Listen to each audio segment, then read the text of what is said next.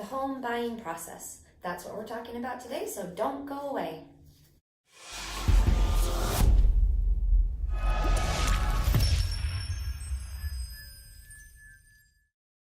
Hi, I'm Diana Gullo, a real estate agent with Coldwell Bank of Premier Real Estate in Paso Robles, California.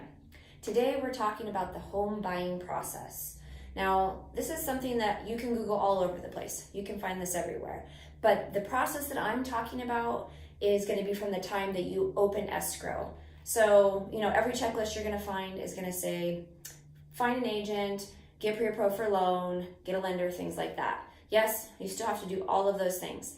But I'm talking about we've put in an offer, it's been accepted, and now we're going to open escrow. Yay!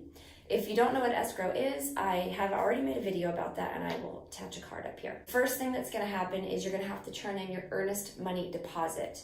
I did talk about this on a previous video. I will also attach that up here so you can find that. But you're going to need to turn in your earnest money deposit within 3 business days. Now, when your offer actually gets accepted, day 1 isn't until the next day. So you have 3 business days. And after that, you're going to have 7 days for the seller to provide their disclosures. So whether you're the buyer or the seller, these disclosures have to be done within the first 7 days. Now, as a buyer, you have 17 days to do your investigation of the property. Now, that's going to include a home inspection, which I highly recommend that you get one. I would not buy a house without doing so. They are about $450, $500, depends on who you use and the square footage of your house.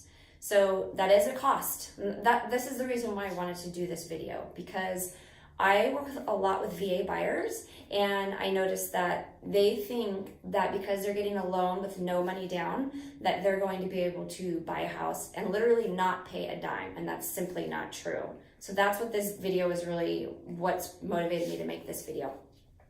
So you're going to have your inspection period, and you're going to want to do a home inspection. Actually, let me put this paper down. It's bothering me. So you're going to do a home inspection, about $500. Once you've done your home inspection and you've realized, you know what, this is in pretty good condition, I want to move forward, then you're going to order the appraisal. Now, the appraisal is something that is happening only if you're having a loan, or if you're paying in cash and you just want to know, you can get an appraisal. But most of the time it's with a loan, and it is going to cost out of pocket $500 to $600. And this is something that in fact can't even be ordered until you give your credit card to pay for that. So that is going to be an upfront cost. So right there, $500 home inspection, $500 to $600 in appraisal. You've also put in your earnest money deposit, which is usually 1% of the purchase price, and you should be able to get that back should you cancel if your agent does it correctly. So that's important to have a good agent. So within those 17 days, you're investigating everything, you're getting all your reports, you're deciding, hey, do I really want to buy this property? I forgot to say the repairs. During the 17 days of your inspection contingency, that's when you decide, hey, do I need something fixed? This house needs a roof, or, the plumbing is horrible, or I need to get the fireplace inspected, things like that. Then you decide, what do you want repaired? And that's another negotiation. And remember, a house is always sold as is. The seller does not have to fix anything. It's just another negotiation point for you. Your appraisal contingency is also 17 days. So you're going to decide, well, you're not going to decide, you're going to find out what the appraised value is. And if it comes in at value, then that means basically that the bank is going to be willing to give you a loan for that entire price, for your purchase price. So that's good. You have a problem if you're a VA buyer, you're not putting any money of your own down and the house does not appraise at the price that you're paying for it. But that's a whole other video we can do. Then next you're going to have a 21-day loan contingency.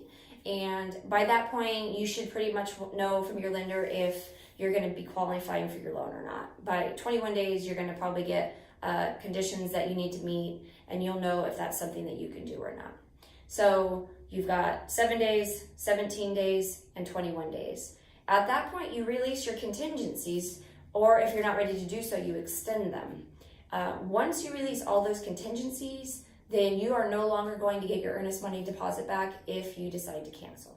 During this whole process, you are working with your lender, and you have to be on your lender. The contract is easy. Getting the house is easy. The hard part is the lender.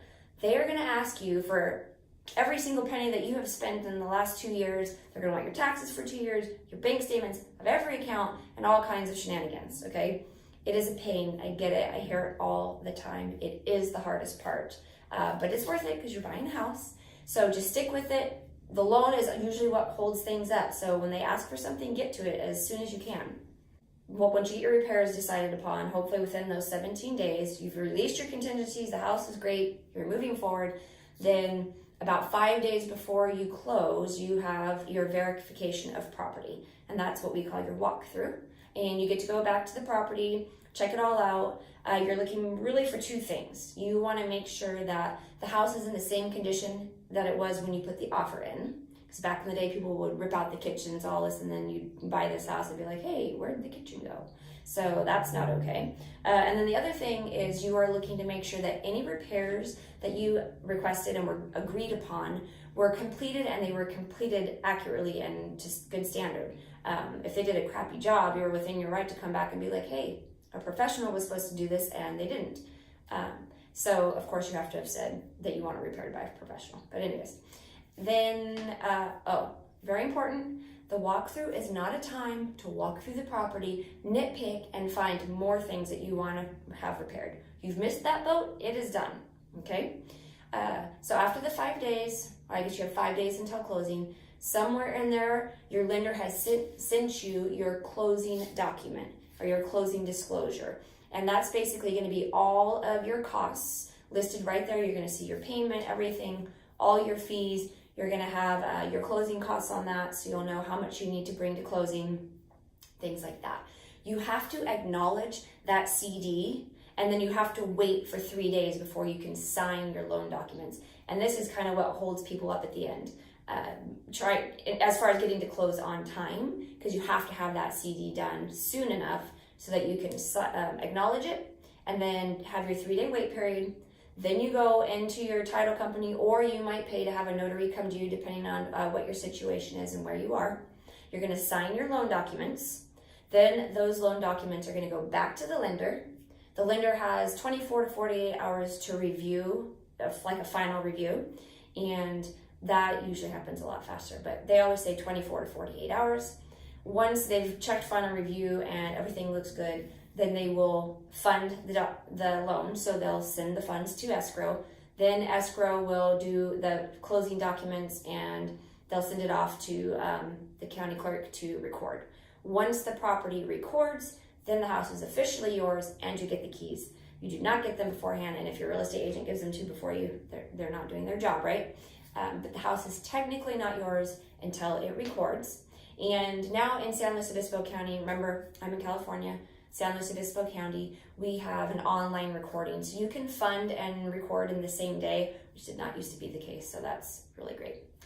So I think I got everything. I am going to include this check sheet that I created on my website. I'm going to put a link down below for you to follow that. It is a PDF and you can print that out. I hope I answered some or at least most of your questions about the home buying process. Thank you so much for watching today's video. Again, I'm Diana Gullo with Coldwell Banker Premier Real Estate.